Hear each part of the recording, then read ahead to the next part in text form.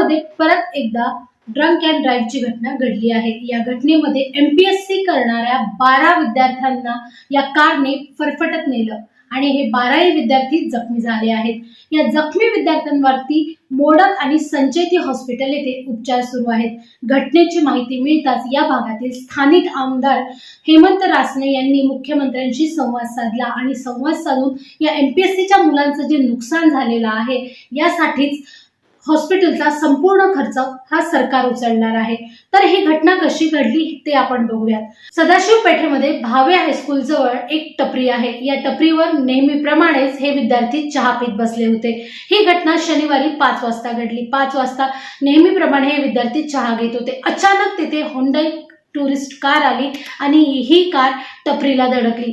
ती कार इथेच थांबली नाही तर टपरीवर धडकल्यानंतर इथे उभ्या असणाऱ्या या विद्यार्थ्यांना 12ही विद्यार्थ्यांना या कारने फरफटत नेलं आणि तिथे या विद्यार्थ्यांचा आरडाओरडा सुरू झाला। नागरिक जमा झाले आणि या नागरिकांनी या कार चालकाला पकडलं आणि विश्रामबाग पोलीस ठाण्यात जशी ही घटना समजली तसेच पोलिसांनी घटनास्थळी धाव घेतली आणि या जमलेल्या लोकांनी या वाहन चालकाला पोलिसांच्या स्वाधीन केलं।